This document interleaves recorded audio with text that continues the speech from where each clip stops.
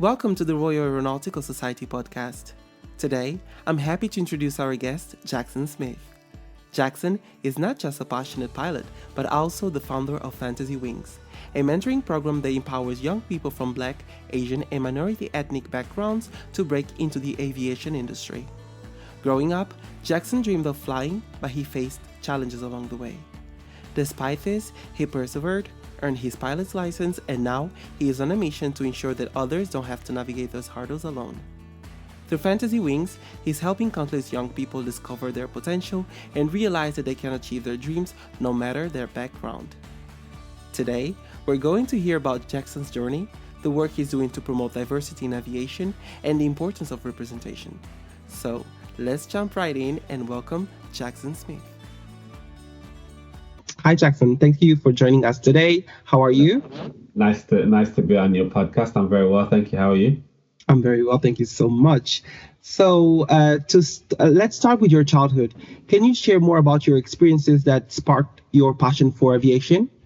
Well, I've always been someone who likes to travel. I've traveled with my family from a young age, whether that's going and visiting Jamaica or going to the US. So I've been on quite a few planes, and I just always have had a passion for flying.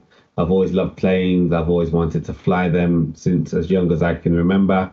And I think it was the fact that as a family, we have a Jamaican background, so we had to travel back and forth a lot.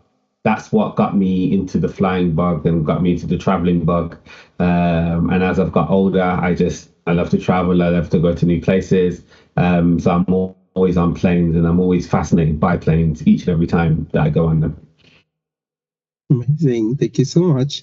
You faced challenges in your journey into becoming a pilot, particularly from your community. How did you stay motivated despite the doubt? And what advice would you give to young people facing similar challenges? Well, there's lots of challenges when it comes to getting your pilot's license and becoming a pilot. There's a challenge that you don't see a lot of people that look like you around you. So you have to keep self-motivated and know that even though you don't see that representation, essentially you could be the representation that you want to see. You can make it in a industry that's not really dominated by people that look like you. That's one of the first challenges, I'd say, keeping confident when you don't see yourself represented. The second issue is financial burden. So when I was doing my training, I had to work alongside my degree. I had to do several jobs because a lot of people work alongside their degree, but I did several jobs to self-fund my pilot's license and making sure that you're keeping your knowledge and everything current so that you're hitting the marks at each lessons, at each stage, because I guess you can't really afford, some people have a pot of money, which means that if they need to redo lessons or they need to take longer to learn the subject matter, they don't have to worry about the financial implications of it. But I know many people that will go through their flying and they'll run out of money. So they have to keep very, very strictly to the hours, the minimums or as close to the minimums as they need to achieve their flying because they just don't have the access to extra funds.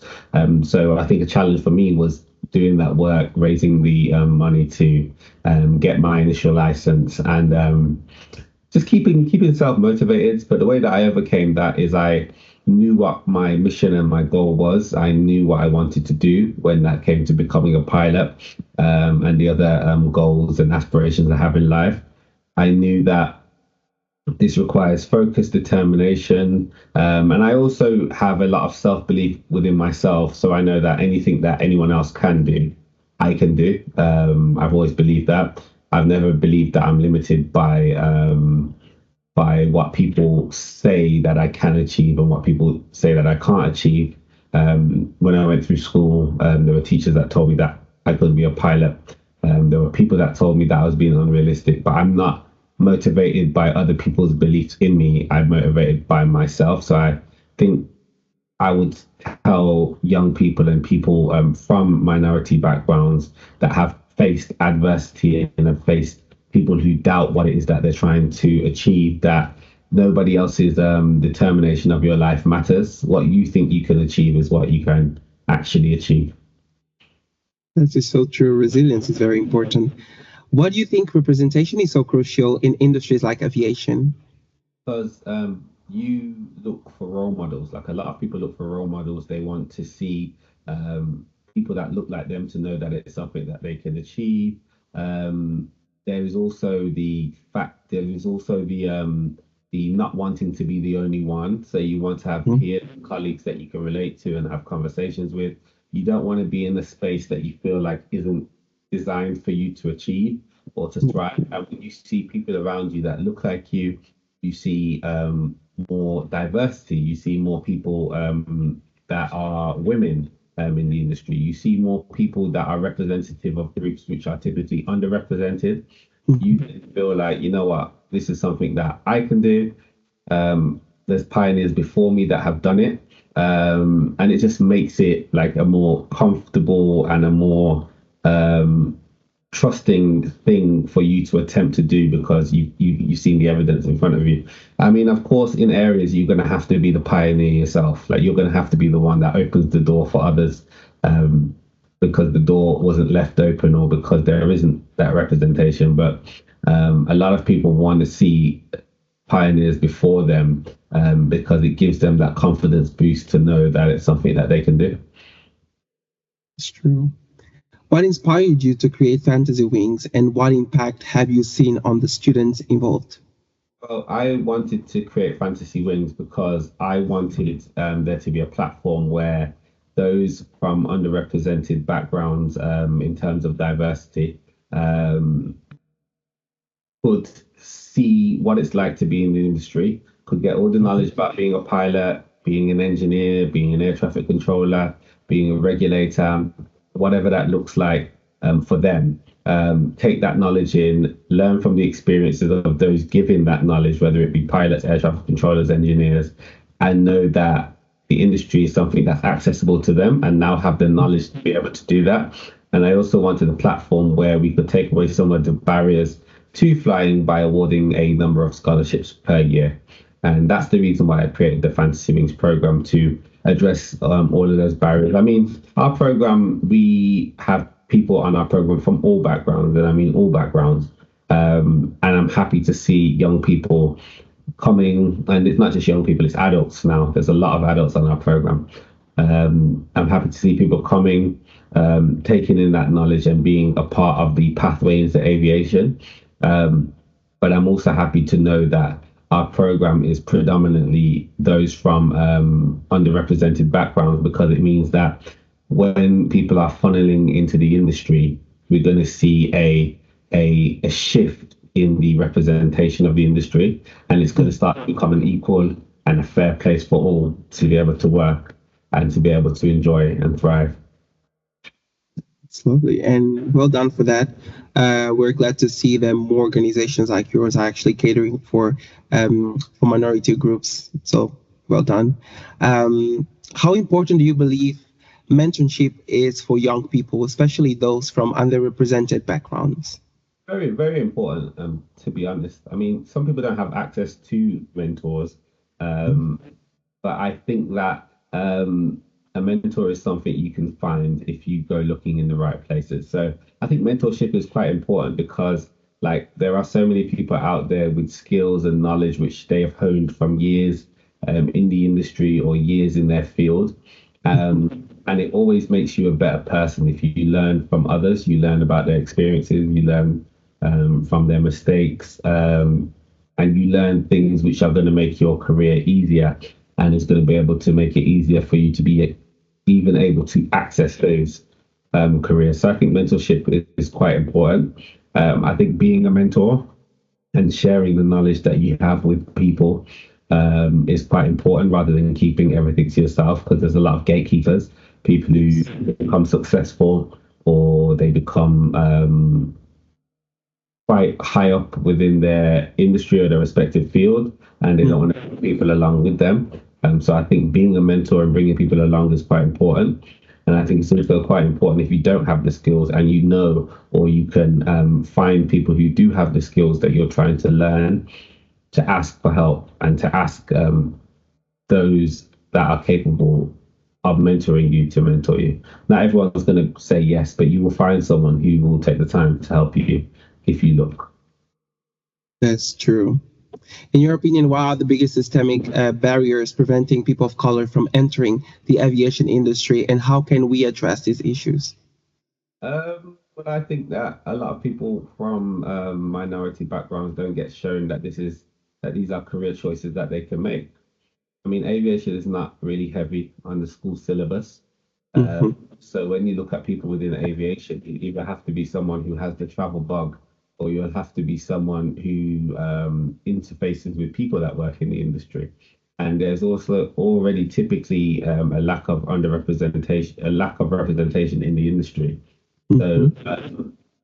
they're not learning from those around them that these are career choices that they can make. I think the way that the aviation industry combats this is by going into the places where the underrepresented groups are, to be able to share the different roles and to talk about that with them. So whether it be the schools, the clubs, the youth clubs, the community organizations, the forums, the spaces that people from minority ethnic backgrounds trust, going to where they are rather than just being like, well, we're here. They can come here if they want a career, because if it's not something they see, it's not something they will really think about. And what changes would you like to see in the aviation industry over the next decade regarding diversity and inclusion?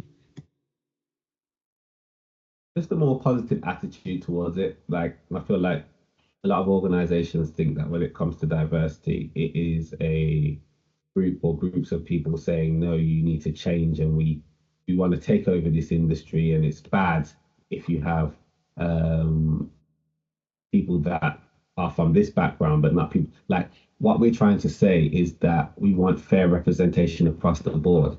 Everybody, black, Asian, white, whatever, should be able to like coexist in the space, learn from each other, have good working relationships, and thrive and make the industry a success. It shouldn't be more of one than the other. So I think it would be great to see organizations change the way that they view diversity to a from a tick box exercise in some cases, or from an exercise which is threatening to take the industry away from those who have been predominantly active in the industry for however long.